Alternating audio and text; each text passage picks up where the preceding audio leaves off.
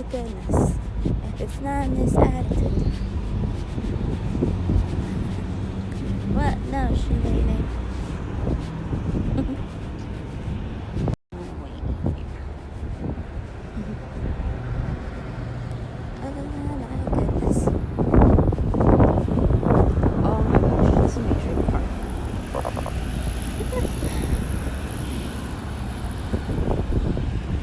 That car is like a little. It's classic. I don't know.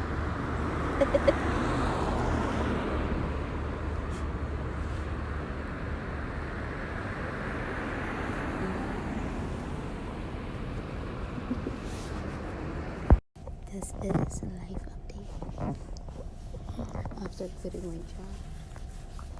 Oh my gosh, I feel so relieved. You know, the thing is not because I'm not working, it's because I have a lot of time to spend with my husband and my kids. My husband's happy and my kids are over the moon. Oh my gosh, they're so happy.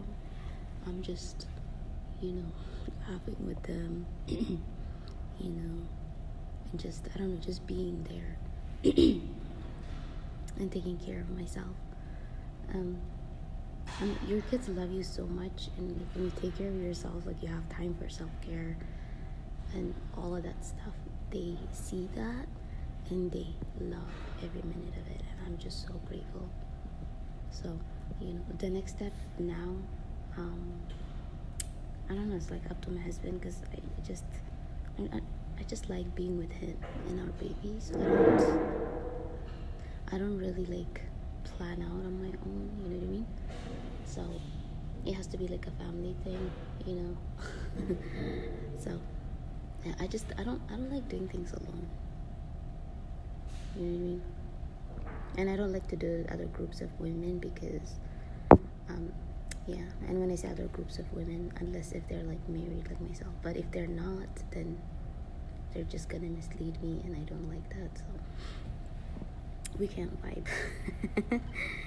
Meaning I can't be friends with masculine women who are dominant in the relationship marriage. Automatically we're not gonna be friends, because we don't share the same values. If you want to emasculate man and do all of that stuff, don't include me. I'm not in it, right? If it works out for you, I don't know, right? So apparently it doesn't, right? Yeah, just ignore the background noise. So because our kids are teenagers, so those are the ones that like we're traveling with. And when I say that, it's because like I'm like literally in a shelter right now, volunteering. My husband can afford to get me my own house, but apparently he wants me to live in a shelter because he knows I have a good heart. Right? It's just volunteering, right? And then our kids are seeing that, so it's a good lesson for them. They're teenagers.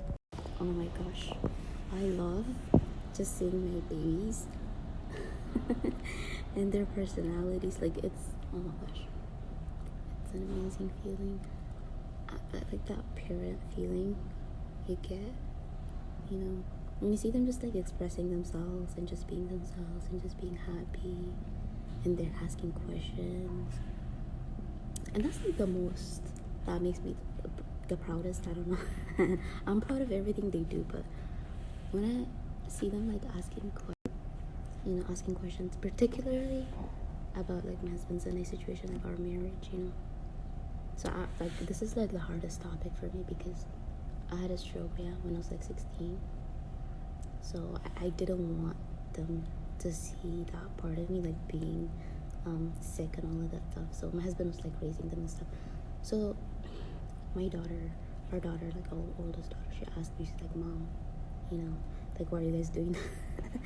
And I explained it to her, and I explained like literally everything. You guys know how deep I can get with things, right? And but you guys know, like, we're very mixed and all of that stuff, so I had to tell her that part of like being mixed and not being accepted in like certain communities, whatever, especially if you're like mainly white, whatever. But and I say that because I don't know, if you grow up white or you have white genetics, mainly you're privileged, and then I don't know, that kind of like makes some people uncomfortable, you know, and that's how I got the stroke, right? So I explained that to her, you know, she's 16 and I got a stroke when I was 16. But yeah, one thing that I had to explain to her, like, she's really pretty, guys. She got most of my traits. So she has my neck, and she has the big boobs, right?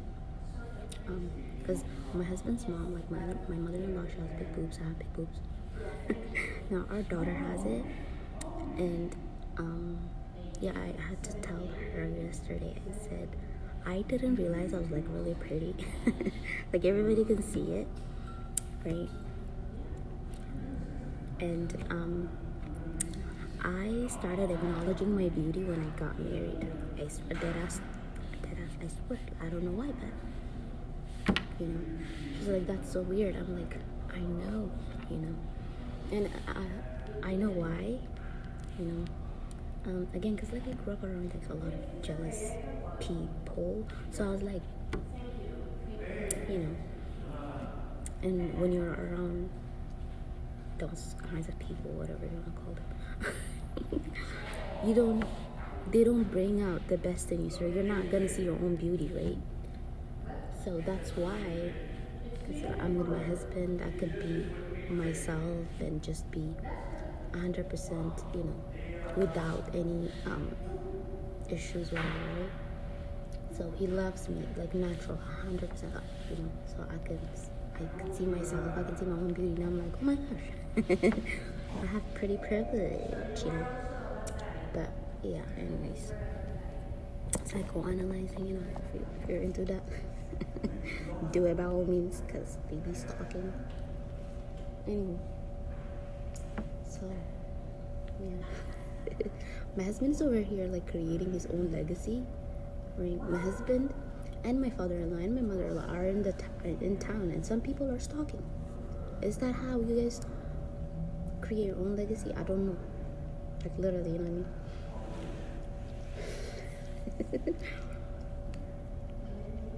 And you know, you guys,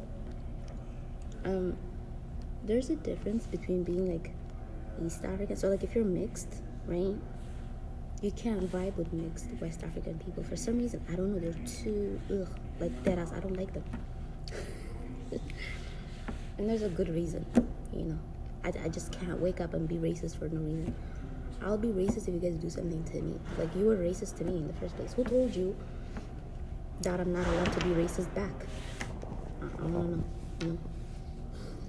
It's 2024. Anybody can be racist these days. You know? But anyways, 2024.